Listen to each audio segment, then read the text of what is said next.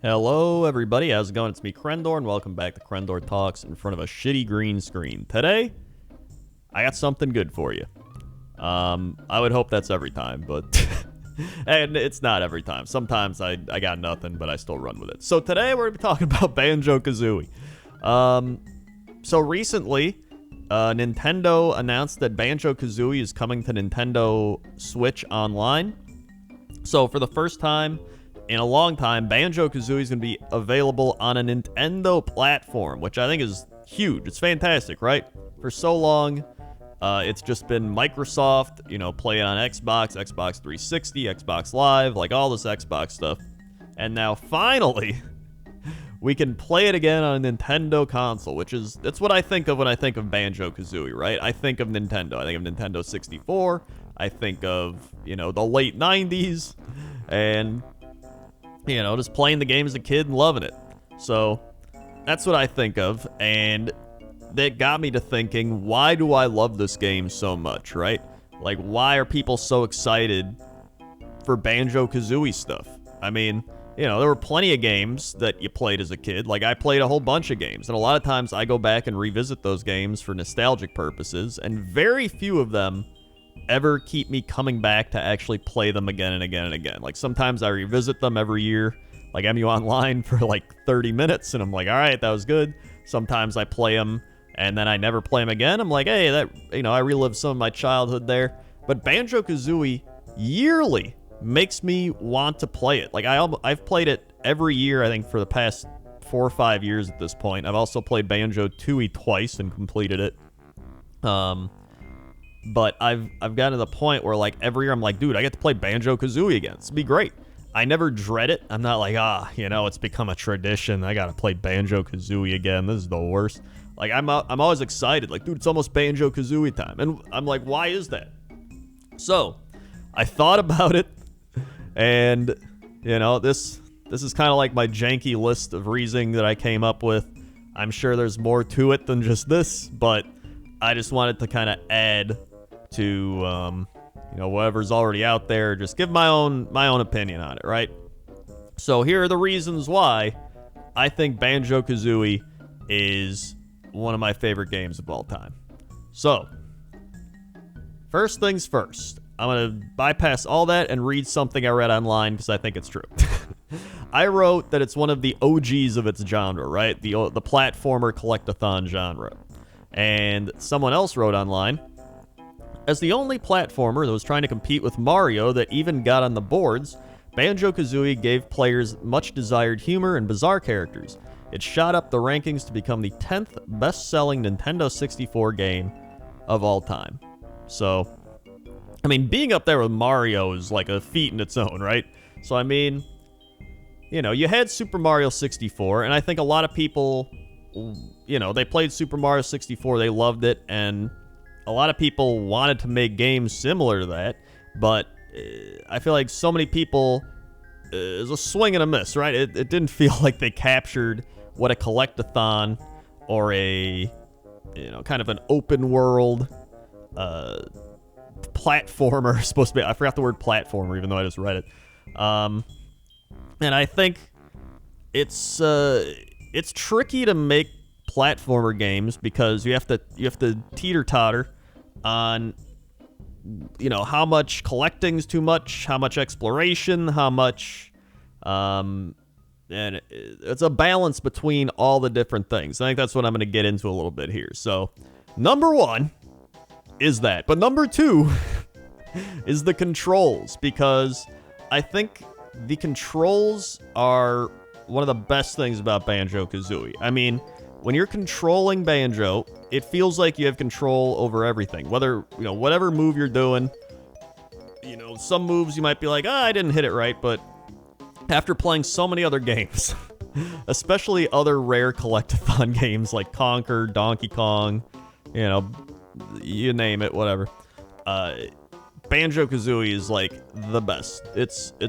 I prefer it over Super Mario 64 controls. There are plenty of things in Super Mario 64 where I'm like, I don't know how to do this. And I know somebody's like, as a speedrunner, you just blah, blah, blah, blah. All right, my slow brain can't figure that out. I'm like, So the controls for me were just simplistic, simple yet complex, because it allowed you to do so many different things with, like, the Talon Trot and the eggs and there's so many other mechanics behind it. And they all help you to progress through the story, right? And so I think if you're going to have one of the best games of all time, you got to have some of the best controls of all time, because the controls allow you as the player to experience the game without really thinking about it. Because when the controls start breaking, it starts creating a problem with immersion, right? Imagine it's like when you're eating food and you're like, oh, all right, I'll use a spoon, okay? You don't start thinking about, wow, this spoon sure is good. Like, it's great. Because what if the spoon had a hole in it, right? And you start eating with the spoon, it starts spilling out. You're like, I can't, there's a hole in this spoon, right? That's what controls are like. And when you're eating with a spoon, okay, you stop thinking about the spoon because you're using it to do what it's supposed to do. It's supposed to deliver the food from the bowl to your mouth, okay?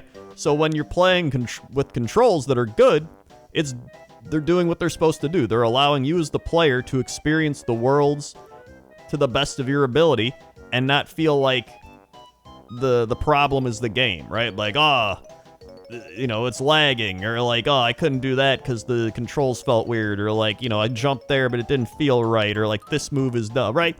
There's so many different things that add into that, and I think that's probably the best analogy I got is a spoon. But think about it, right? So that's my number 2 reason. Number 3 is the adventure and ambience of the world. So, plenty of other games, they have different worlds and different level designs, and, some things about other games, I still like the worlds, but I didn't like the design of it. So, for example, in Super Mario 64, you keep going back into the world, right? You keep jumping into the painting, and there's like, you progress through the stars, and it's like different things in that world. But in Banjo Kazooie, it's very much, you just go into the world, and you're there. You don't leave and come back and leave and come back. And I actually prefer that. I think going into the world, you're now immersed into this world, right? Like Gobi's Valley here, okay? Hold on, let me, here we go. It's Gobi's Valley here, right? When you enter this world and you hear this like, and then the music hits, you're like, oh shit, right? I'm in Gobi's Valley. You already feel immersed in this world. And I feel like when you have to leave the world and come back in and leave the world and come back in, you start messing with the immersion factor. And so I like the fact you can just go in, you get all the stuff done, and then you leave. And sure, sometimes you have to leave and go get, like speed boots from the Winterland if you missed that, or you did the Winterland first, not here. You gotta do that. But it's not at the same level of other games, including Banjo Tooie, which I'll mention in a little bit. But, I think the adventure and the ambience and the exploration of everything really does make the game. Like, when you go to this world, you're like, dude, I'm going to Gobi's Valley, or like, I'm going to Mad Monster Mansion, I'm going to Freezeezy Peak, I'm going to Clanker's Cavern or Treasure Trove Cove. Like, when you go to these places, it immerses you with the music, especially the music. Music's extremely immersive. Just all the little puzzles and designs of the world, and it feels like there's just the right amount of stuff, typically. Some games it feels like there's too much to do in certain levels, or not enough to do in certain levels, but it feels like every time you complete a level, you're like, alright, you know what? That was pretty good. Even Rusty Bucket Bay. Like, when I first went back to Rusty Bucket Bay, I was like, oh god, this is going to be terrible, it's going to be the worst. But actually, the more I've played through it, the more I'm like, it's not, people make it out to be this terrible level, and I don't think it's really a terrible level. It's a more difficult level, but I think it's still a pretty solid level for what it is. So adventure and ambience, I think, is one of the biggest things. And then short and to the point. All right? Short and to the point. This is another big one, okay? I'm going to swap the Click Clock Wood for this for really no reason. If you play a game like Banjo Tooie, it is 2 to 3 times the length of Banjo Kazooie, And there's a lot of backtracking. There's, you know, a lot of things to collect. If you go to a game like Donkey Kong 64, there's so many things to collect. It's insane. And having to swap between all the different the monkeys and go and do, and you're like, I gotta go to Donkey Kong, I go to Diddy Kong, Lanky Kong, you gotta fly around. It's like, you know. But in Banjo Kazooie, there's barely any of that. The only backtracking I can think of is like Click Clock Wood, which to me isn't even backtracking. It's like you're going to the one level and it's a season, and then you leave and go to a different season, but it's still tied together, right? Like what you did in one world is impacting the next world, which I love. I think Click Clock Wood's one of my favorite levels just in a video game, because I just love watching the seasons progress and watching the things you did in a previous season impact how the next season is, even if it's, you know, scripted, like the bird growing up and stuff like that, or the helping the beaver out. But it's again, it's about that immersion. It's immersing you into this world and into these levels, and it feels like you're actually impacting them instead of just completing tasks and then, you know, world complete task, world complete task. It becomes more about that exploration, about the adventure, right? It feels more like you're on an adventure. I think that's one of the biggest things about it. Well, when you start backtracking, it feels like it takes away from that. It feels like you're doing not even side quests. You're just doing like go talk to people quests, right? It's like, here's your letter. Go deliver it to Jimmy. And you take it to Jimmy, and Jimmy's like, hey, here's a letter, take it back to Ricky. And then Ricky's like, hey, here's another letter, take it to Jimmy. And then you're like, is this the right one? I think you gotta take it back to him. And it's like, at a point, you're just like, I don't care. I don't care about this letter anymore, right? And I think Banjo Tooie had too much of that, especially going between all the worlds and taking the train and going here and this way. And you're like, wait, did I get this? I gotta go here to get this thing.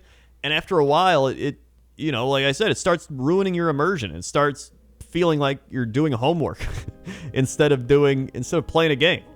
It was another example. This was Paper Mario. Like Paper Mario 64 and Paper Mario the Thousand Year Door remind me a lot of Banjo Kazooie and Banjo Tooie, because it feels like I actually enjoyed Paper Mario 64 more because it felt like a more compact, shortened adventure, and there was less backtracking. And, you know, a lot of times the backtracking would just ruin it for me in Paper Mario Thousand Year Door. Now, some people say, hey, you didn't like the Thousand Year Door. I love the Thousand Year Door, right? It's a great game. I love the game. I'm just saying. You know, same with Banjo Tooie. It's a great game. I love the game. I just played it, and I beat it. But in comparison, I think I'd rather play Banjo Kazooie or a game like Paper Mario 64 because it's a more condensed, adventurous game. And it doesn't feel like I'm doing tasks at a lot of times. It just feels like I'm exploring and adventuring in all these worlds. And I think that's probably one of the biggest things about these games. Also, let me Click Clock Wood. And so, you know, thinking about all these different things, I was like, I think this is why it's probably my favorite game. And it's, you know, everything I just mentioned. The controls are good. The game is short and to the point, right? Last time I played it, I beat it in like 6.5, 7 hours. You know, and I'm not like professional at speedrunning or anything. I just know a lot about the game because I've played it so much and beaten it so much. I'm like, hey, you know what? I beat it pretty quickly. Every time I go into a world, it's like I'm revisiting this old land I've explored and exploring it once again, and maybe missing little things here and there that I missed the previous time, you know, and kind of just completing things at my own pace, right? I don't have to go do the quest over here first. I can go do this one over here first. Like, if you're speedrunning it, sure, you're gonna be like, I go here, but if you're just playing for fun, you're like, hey, I can do whichever thing I want, right? Maybe I'll go do that quest, or, you know, the oranges first in Mumbo's Mountain or something, right? I don't know. Maybe you'll do the Jinjos first, because you know where all the Jinjos are or whatever. It's more about the exploration and adventure, and there's never anything that tries to interrupt you from that. And if there is, there's not a whole lot of it. And so I think that, mixed with my nostalgia of playing it as a child, really just ties it all together, and it just makes it one of my favorite games of all time. So thank you very much for listening, watching, whatever you're doing. Like, comment, subscribe, all the YouTube lingo, and let me know down below, why do you think that? Why do you think Banjo Kazooie is one of the most popular games of all time? Why do you like it? And why do you dislike it? Do you agree or disagree with anything I said? Let me know. And, yeah. Either way, I'm going to be playing Banjo Kazooie again pretty soon. And maybe I'll play it on the Switch this time. Who knows? We'll see. So thank you very much for listening and watching. And I'll see you next time. Okay? Okay. See you. Boom, boom, boom, boom, boom, boom, boom, boom.